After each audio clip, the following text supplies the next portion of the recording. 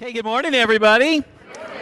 I'm really excited to be here with the Southeast. It's been a while since I've been able to speak with you.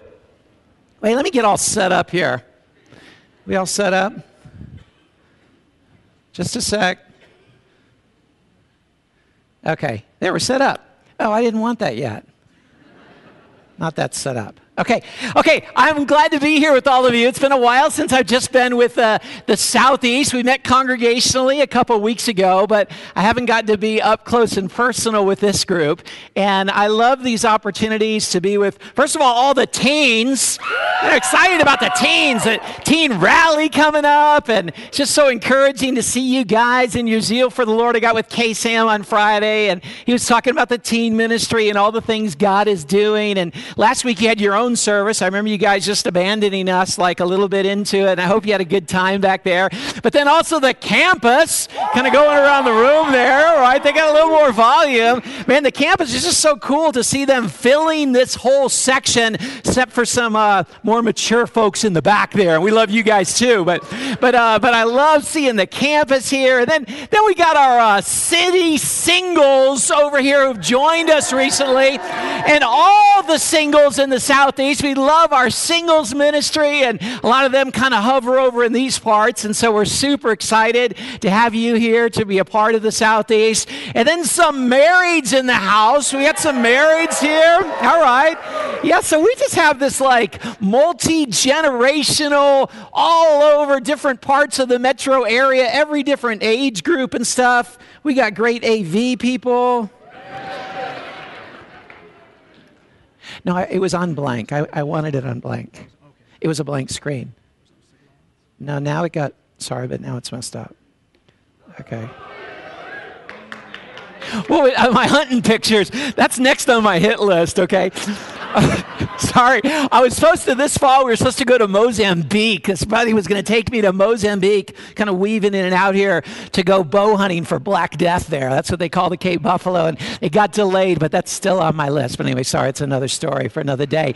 But I am excited to be here with all of you, and I'm excited not only because I get to speak today, but I'm going to get to speak next week, and then for all of October. So I'm really excited that you're just going to get tired of me here, okay, for like 5 or 7 different Sundays total. I'm excited about that. And so what I'm going to do for these 7 Sundays is all of them are going to be focused on Jesus. Super excited about that. All of them focus on Jesus, even as Aubrey, my favorite singer, no offense to K-Sam and the other awesome people in the house, but she's always been a personal favorite, especially when she sings that song, the Revelation song. That's my favorite song. But as we hear the words of that song about Jesus, especially that line where it says, filled with wonder, awestruck wonder at the mention of your name. Jesus, your name is power. Breath of living water, such a marvelous mystery. Even as I say that, I've sung it so many times, it makes the hair on my arms stand up. That's like the one song that when I'm driving and it comes on, I even like raise my hand in the car. And people like look like, okay, that driver, call on him, because I'm like, ooh, like I'm raising my hand. But I just love it because it just captures Jesus so well. Jesus, your name is power, breath of living water. So we are just going to focus on Jesus, that name of power.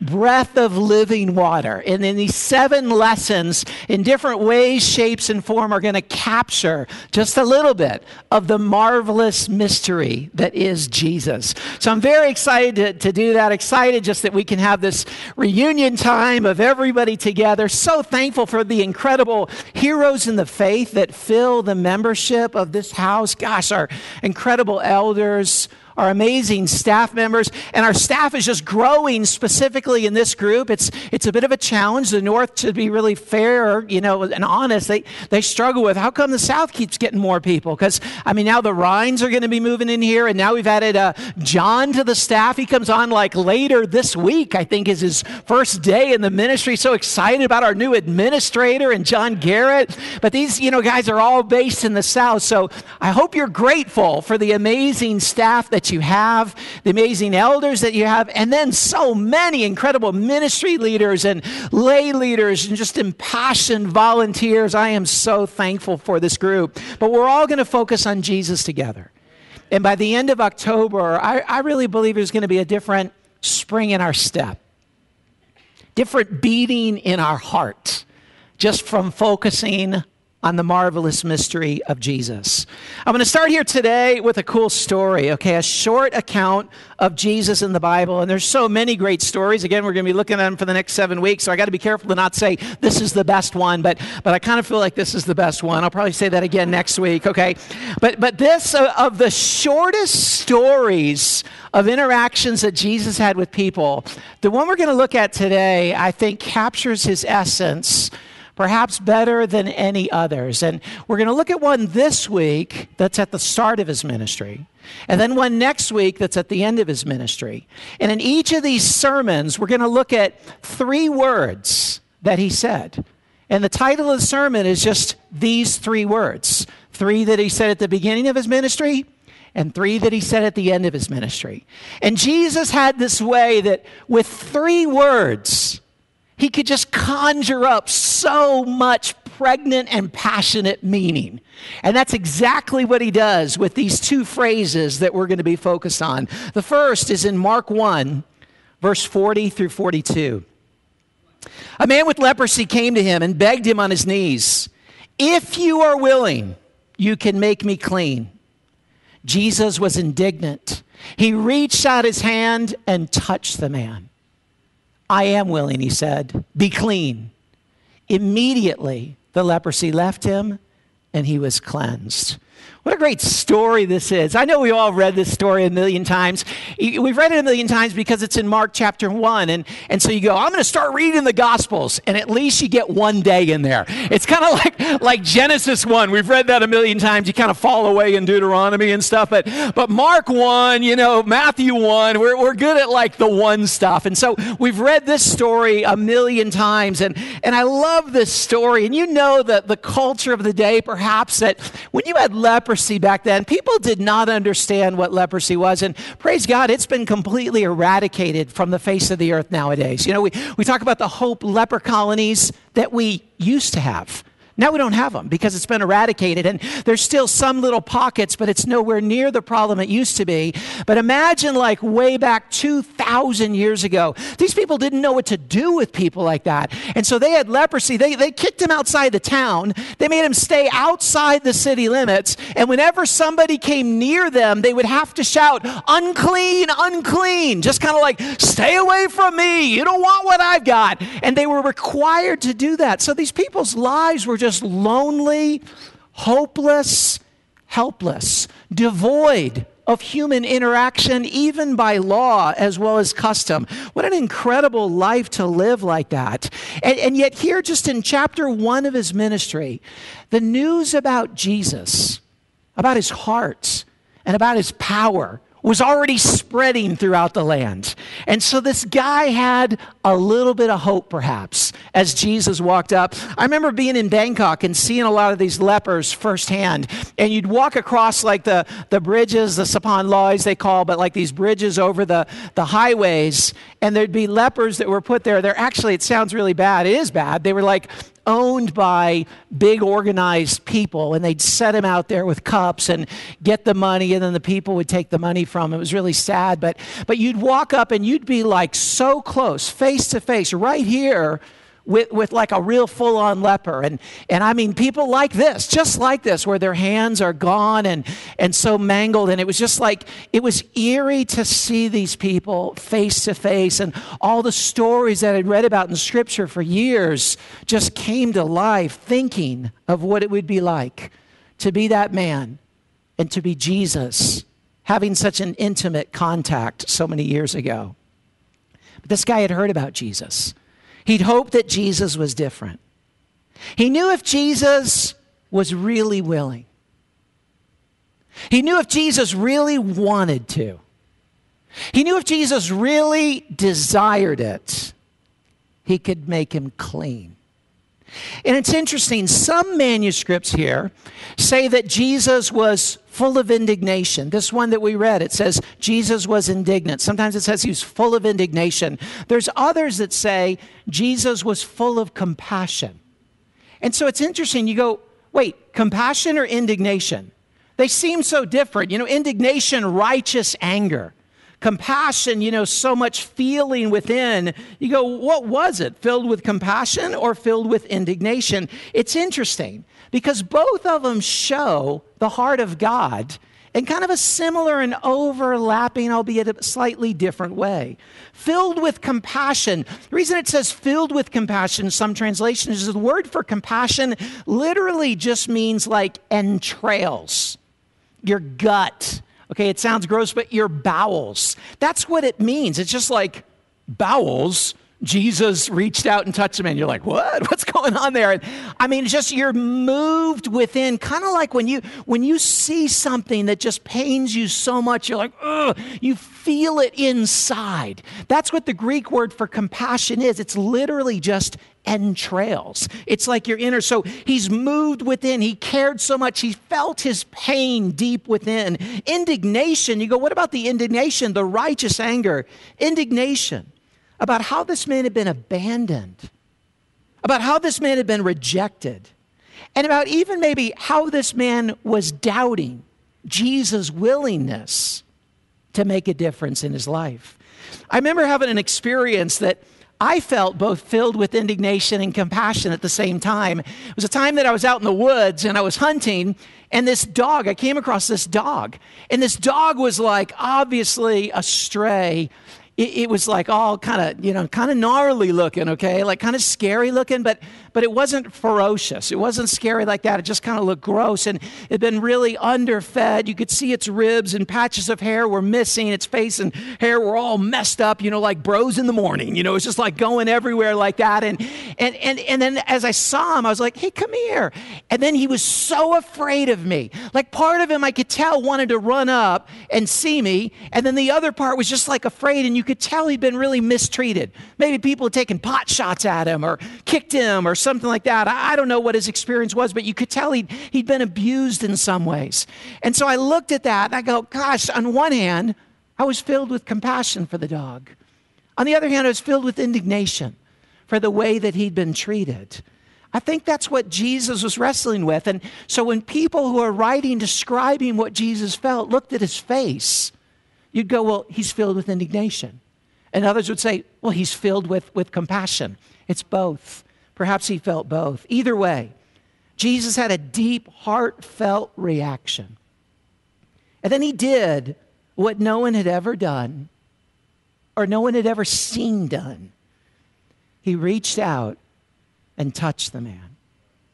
This was the original reach out and touch someone. I really think that's where it really came from. He reached out. He didn't wait for others to set it up or encourage him to do it. He didn't hesitate. He didn't make excuses. No reticence, just readiness. He reached out. And then he actually touched him. Physical contact, intimacy, connection, going there. Imagine what that man must have felt, literally. Imagine what he must have felt physically to have a human touch him in his dirtiest place. Imagine what he must have felt in his heart. Maybe the tears come into his eyes, the gratitude, the mixture of fear with hope. Who knows? But just imagine what he must have felt. Then Jesus said one line, 3 words, that not only described his approach in his relationship with this man, but 3 words that captured his heart, his philosophy, his passion, his motivation, his reason for existence in life, like no other 3 words he ever spoke. Those 3 words he said to that man,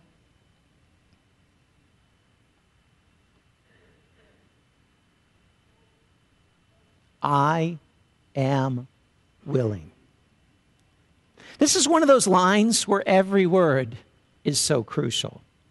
Let's think about each of those words the most important, willing. What does willing mean? I am willing. What's willing? Not reluctant, not hesitant, not begrudging, but enthusiastic, eager, compliant, passionate, determined, ready. Jesus was saying, if you're willing, I'm willing. That's the very thing I'm eager to do.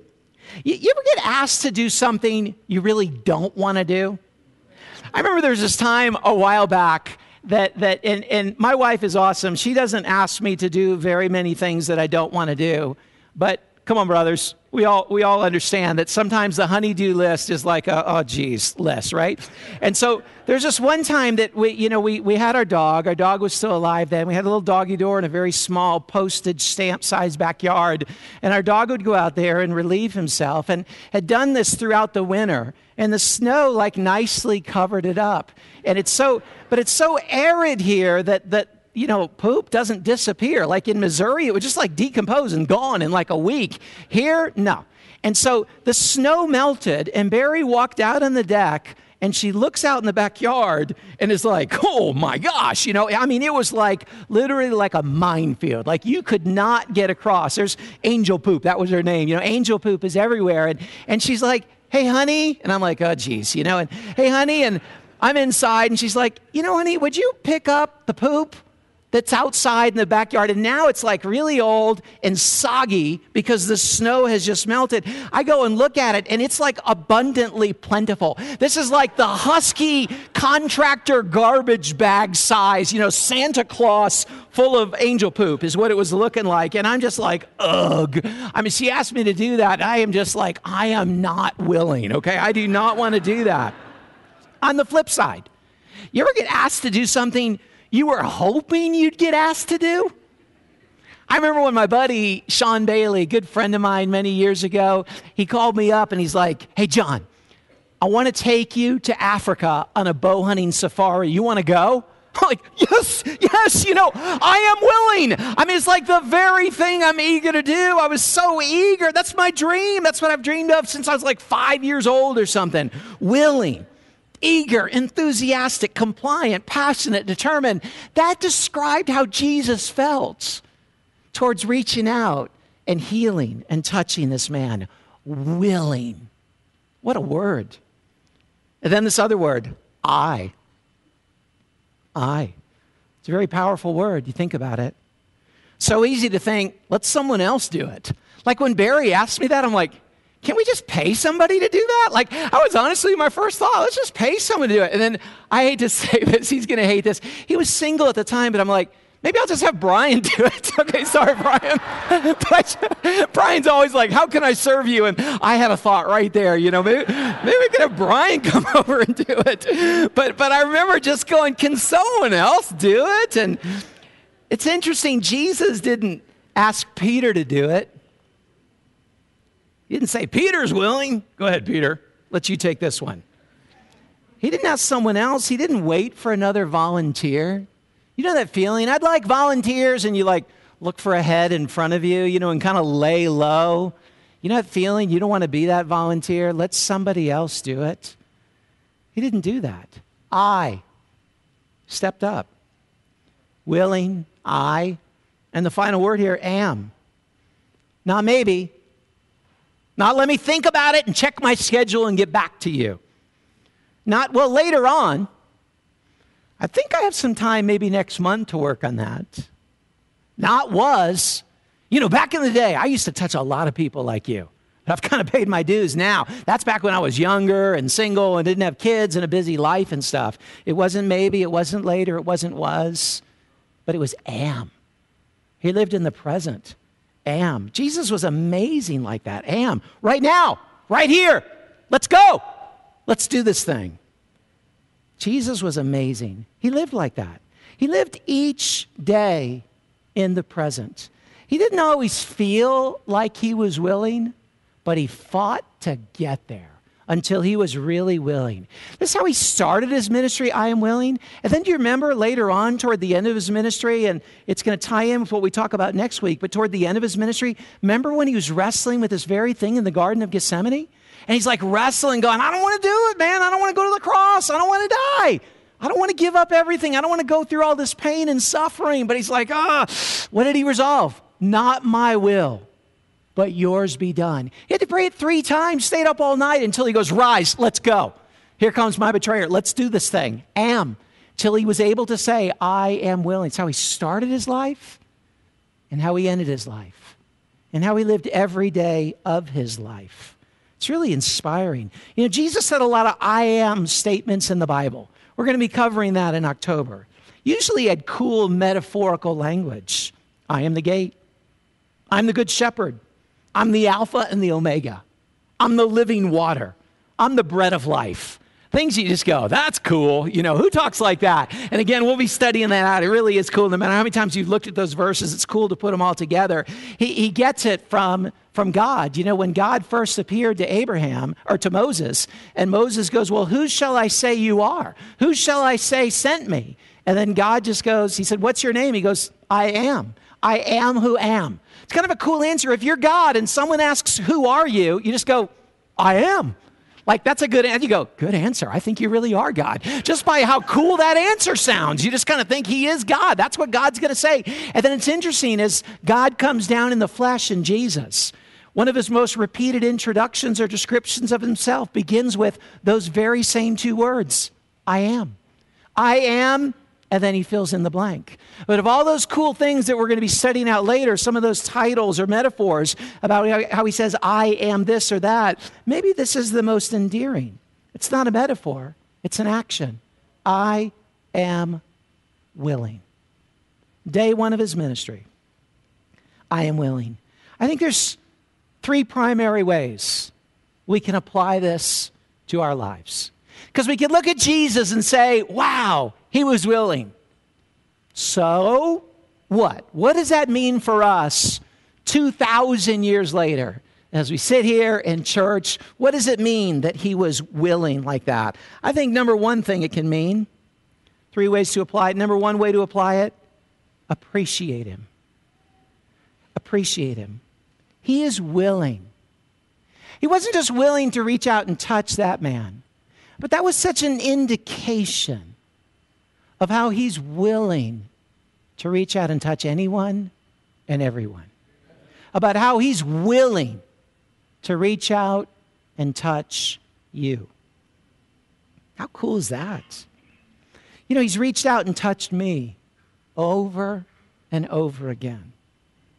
When I was lost in sin and faithlessness and confusion as an atheist, not even believing in him, involved in so much hardness of heart and so much impurity, so much pride and arrogance and lying and selfishness and womanizing and so much other stuff. He said, I'm willing. And in South Stadium dormitory, Wade was just there serving in Baton Rouge. Wade sent me a picture of the stadium. Where's Wade? There he is. Sent me a picture of the stadium. I'm like, oh my gosh, that's where I grew up spiritually. I was in that dorm when Jesus said, I'm willing to touch that guy in that godforsaken dorm with no air conditioning. No walls, no stalls in the bathroom or shower. Ugh, like you just go, what was I thinking? But Jesus was willing to reach out and touch me at that time. But then, you know, since that time, he's touched me over and over. Because along that journey as a Christian, I've gotten stuck at times. Stuck and distracted over the years in sin, in impurity, again in pride. Honestly, a lot of the same patterns that I was in before. It's humbling and embarrassing. But he reached out and he touched me so many times along the journey. And I've realized no matter how dirty, no matter how grimy, no matter how rejected by others, no matter how many times I shouted in my spirit, unclean, unclean, he looks me in the eye and looks me in the heart, and he says, I'm willing. And he reaches out, and he touches me. He longs to reach out and touch you. No matter how hopeless you feel. You know, we recently, in the city ministry, in the campus ministry, had a brother who moved away, and he'd really struggled with serious mental illness. It was very hard to see him erode and decay like that. And he moved back to the East Coast to be with his family. And shortly after being there, he went out into the woods and hung himself and took his own life. It shook up those who loved him and knew him, as you can understand. This was just about 2 weeks ago. And Brian did a great job, as Michael and Wade did, in helping and counseling people and having somewhat of a memorial service as best we could for him. But I know it stirred up the thoughts of other people, as is understandable. Hey, I've thought about doing that. Hey, I've been tempted with that. I felt so lost and so stuck and so unclean that I've just thought maybe that's the only way out. Be real. You've probably thought about it at some time. If not, you're the odd one here, to be honest, because there's times we just reach that point that we feel that. It's those times we need to remember Jesus longs to reach out and touch you. He's not just like, okay, not begrudgingly. He's ready. He's motivated. He's invested. He's enthusiastic. He wants to reach out and touch you over and over again. Maybe you've never been touched by Jesus. Maybe you've never really gone to church, or maybe you've gone to church and you just go, I kind of feel like I'm on the outside looking in. I don't get touched. I think about other things. My mind just races at other things. I remember going to church in the beginning, just kind of going, I'm going to see the pretty girls, because I want a pretty church girl, and that was what kind of motivated me. I didn't want the bar girls. I wanted a church girl. And so I'm in church and I'm like, I'm looking, but not for the Lord, and I'm just looking. I remember this one girl sitting over in the other section. I'm like, hey, we kind of caught eyes and stuff. Later, I realized she's a teen. I'm like, gee, sorry, I didn't know the teens sit over on the left. They sat over, you guys are on the right, she's on the left, but I'm just like, sorry, but anyway, I even had a little conscience back then, but that's what I was there going to church. But maybe you've gone to church all your life, like I did, and you just never really were touched by Jesus. Or maybe you've been touched, but you need a second touch. Remember when Jesus touched the guy's eyes? He goes, I'm a little better, but everybody looks like trees. So Jesus touched him again. And you go, was Jesus' first touch not enough? I don't know. We could look at it, I don't know. I think he's showing us sometimes we need a second touch.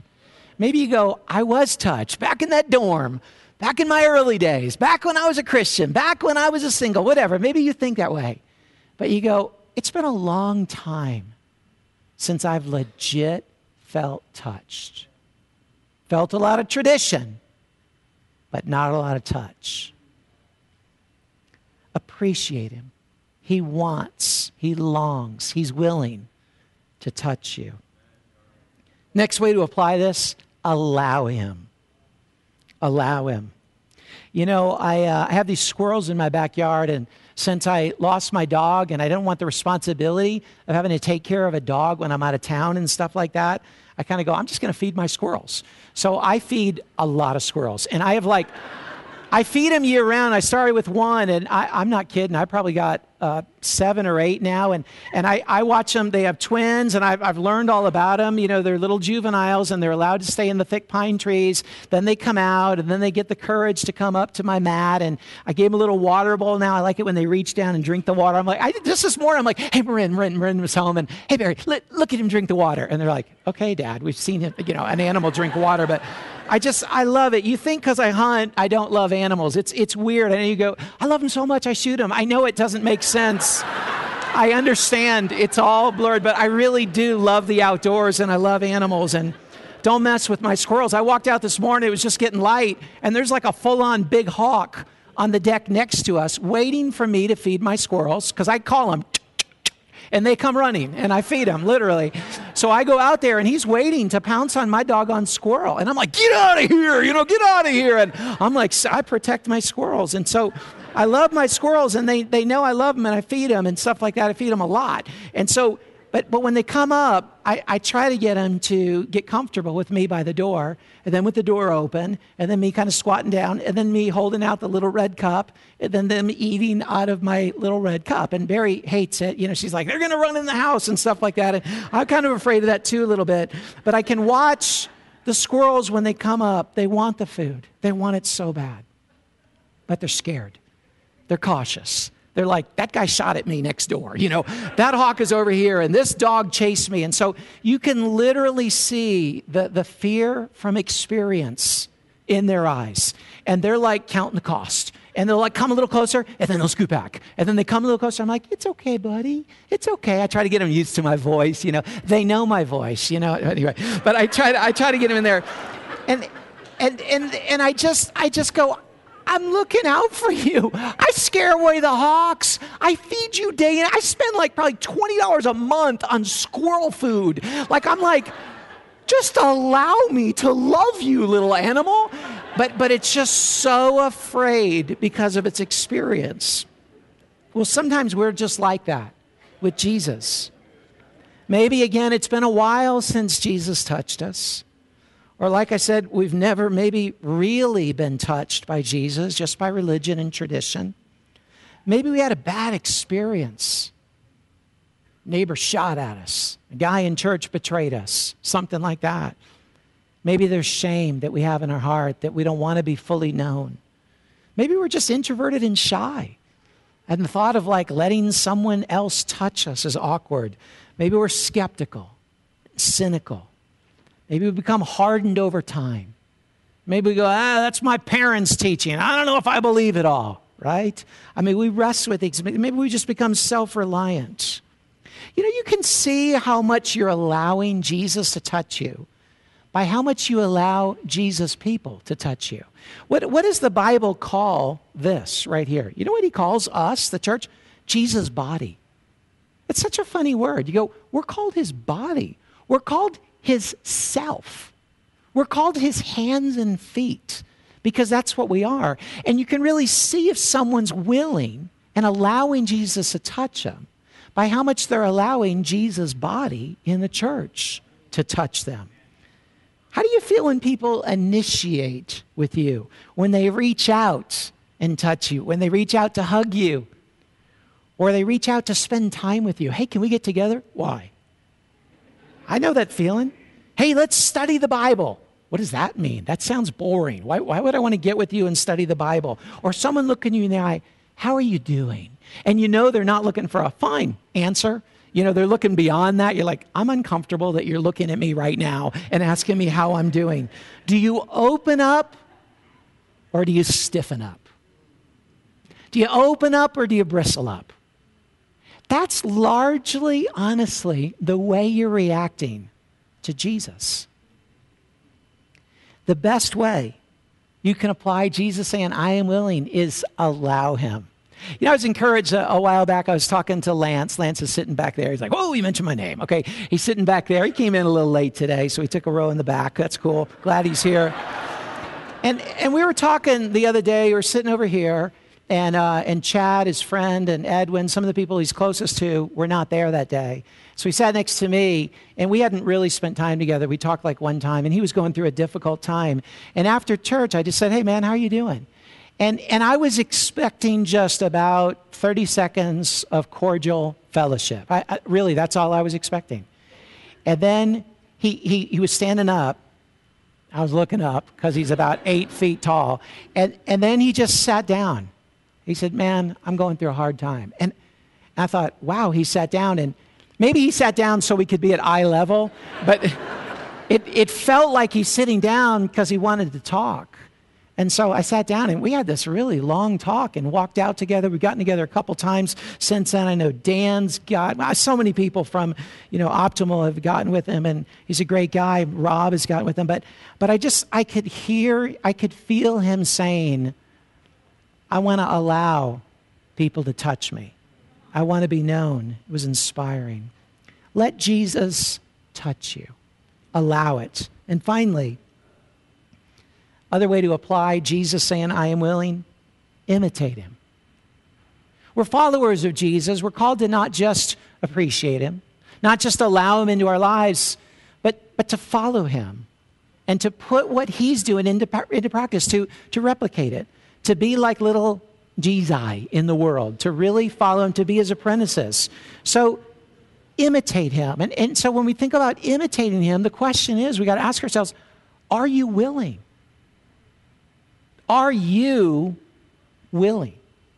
In what context do you say, I am willing? In what context do you say, I'm not willing? It's easy to say, I'm willing to go to Africa on a bow hunting safari. It is not easy to say, I'm willing to pick up poop in the backyard. So I could look at some things and say, oh, I'm willing about a lot of things, but that doesn't really reveal my heart. What am I not willing to do that Jesus is willing to do? Think about it. When it comes to serving in the church, serving others, whether it's encouraging a brother or sister who's kind of weak, and haven't we all been weak? No shame in that. We're all on a journey, man. It's like twists and turns and fatigue and blisters. It's ups and downs. We need each other. But when you see someone who's needy because they're weak or they're stuck in a relationship trap, a marriage, or some kind of sin, serving in kids' kingdom, preparing meals for others, serving by taking on the responsibility of being in leadership and going to leaders' meetings and being held accountable for other people and responsibilities, or comes to serving by giving money and really giving faithfully and sacrificially. Think about it. How willing are you in all those areas? Or think about it. What are you not willing to serve in? What boundaries do you put up about serving like Jesus? When it comes to outreach outside the church, neighbors, coworkers, family, classmates, who are you not willing to reach out to? There's always somebody you go, I'm willing to reach out to that guy. And so you can hear, yeah, I'm willing because I reach out to that guy. Yeah, but who do you go, I don't want to do that. Maybe you go, I'll do it all these ways, but no cold contact, no King Super sharing.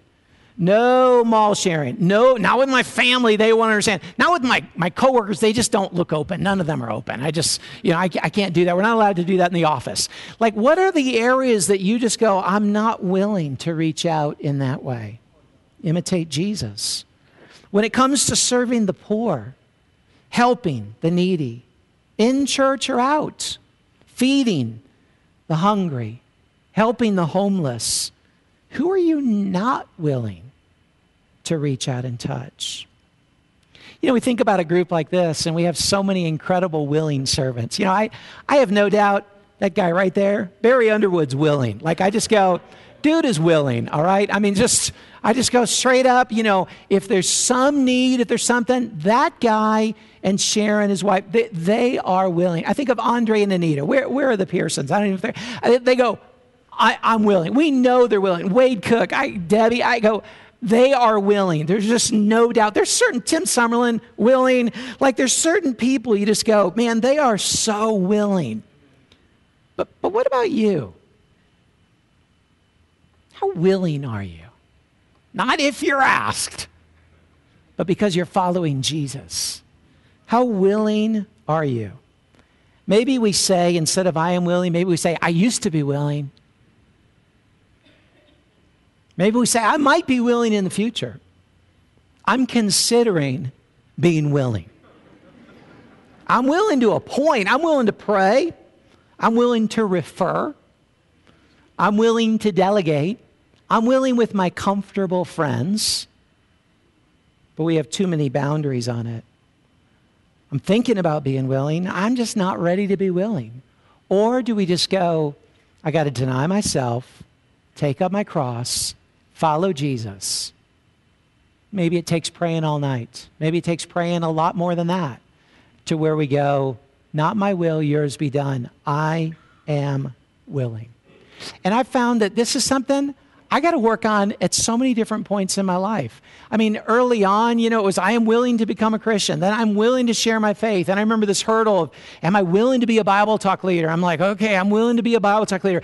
Then are you willing to go into the full-time ministry or part-time ministry? Then are you willing to go into the full-time ministry and give up your career? Are you willing to go to Thailand? Are you willing to move to Manila? Are you willing to move back to Denver? I can think of so many different times that I've had to count the cost going, am I really willing? And you know what I find? Like, I never reach the point where, like, I go, okay, I've done all the I am willing. Now it's just easy.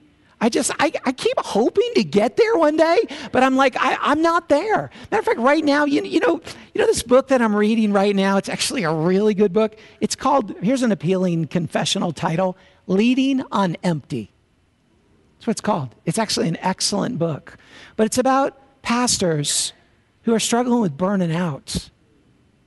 Because it's just, there's unique challenges that all of us have, but man, it's rare that you see someone start the full-time ministry and stay in all of their career. Because there's just unusual strains and stresses. And I feel some of those things. And I feel I want to be willing, but kind of as I grow in my maturity and understanding, sometimes it gets harder to keep being willing. And so I'm wrestling with this. Barry and I are wrestling with this and trying to get help and trying to figure it out. We went to Reach, talking to a lot of people. How do you do that? And I'm not saying like I'm just sitting here, all terrible, but man, depression, discouragement, lack of motivation, I wrestle with those things, just like the rest of us. And so I look at this as an opportunity that I got to dig down deep. And beyond all the psychological or practical things, I got to go fix my eyes on Jesus and ask myself, am I willing? Appreciate him. Allow him. Imitate him. Tomorrow, maybe in your personal devotional, we call it a quiet time, look over this one passage. Maybe listen to this sermon online, because we'll post it on our website. And then just ask yourself, am I willing? Be encouraged that Jesus is willing to touch you. Be enthused about that. Allow him to touch you deeper. And then go, let me imitate him as well. And be willing to touch others. And to God be the glory, because we have a God who is willing to help us. And as we grow in our willingness to imitate that, man, just think of the glory and fruits and just incredible things that are to come. Love you guys. God bless you.